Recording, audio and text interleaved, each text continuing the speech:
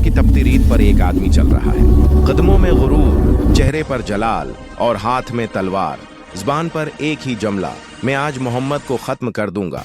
ये कोई आम शख्स नहीं, ये है उमर बिन खिताब, वह शख्स जिससे मक्का लरजता था, जिसके गुस्से से लोग रास्ता बदल लेते थे।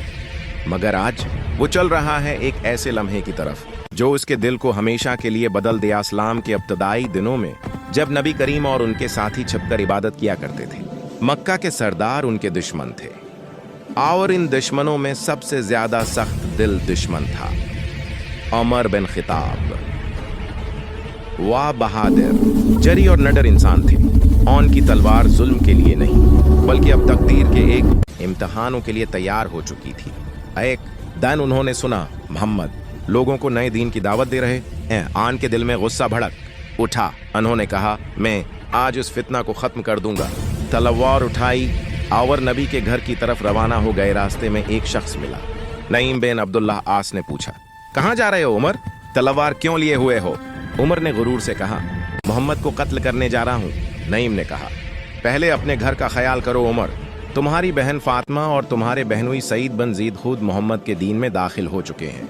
ये सुनकर उमर का चेहरा सरख हो गया, गुस्से से लरजने लगे और बगैर कुछ कहे अगर के अंदर खबाब बन उलार्त कुरान सिखा रहे थे। आवाज गूंज रही थी, ता मा अंज़लना अलैकल कुरआन लितश्क़ा। दरवाजे पर जोर की दस्तक, सब घबरा गए। खबाब ने कुरान छिपा दिया। दरवाजा खुला, उमर अंदर दाखिल हुए, आंखों में गुस्सा, जबान पर तूफान। मैंने सुना है तुम मोहम्मद के दीन पर हो गए हो।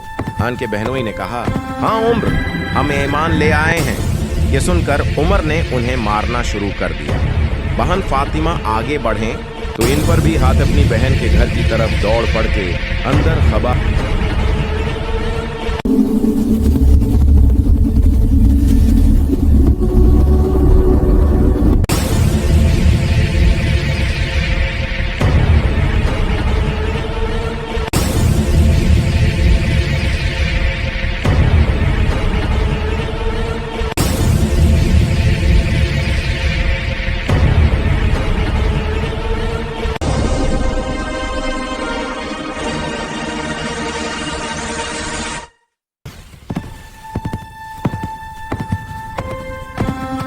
उमर, हम ईमान ले आए हैं, जो चाहो कर लो। हमने मोहम्मद को सच्चा नबी मान लिया है। ये जमले उमर के दिल के अंदर चमक की तरह गरे। इनके चेहरे का रंग बदल गया। गुस्से की जगह सुकून ने लेना शुरू किया। उन्होंने कहा, मुझे वो अल्फाज दिखाओ जो तुम पढ़ रहे थे। फातिमा ने कहा, तुम नापाक हो, गसल करो, फिर अल्लाह का कलाम हाथ लगाना। उमर ने खामोशी से गसल किया। फिर कुरान के सफ़हात हाथ में लिए उमर ने पढ़ना शुरू किया। मा अंज़लना अलैकल कुरआन लितश्क़ा इल्ला तज़किरतन लिमन यख़शा। लफ्ज़ ब लफ्ज़ उनके दिल में उतरने लगा। उनकी आंखों में आंसू आ गए। उन्होंने आहिस्ता कहा, क्या खूबसूरत कलाम है, यह किसी इंसान का नहीं हो सकता।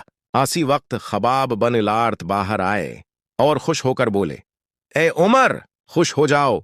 रसूल अल्लाह दुआ करते थे कि या अल्लाह, उमर बिन खत्ताब या अबू जहल में से किसी एक को हासलाम के लिए चुन ले।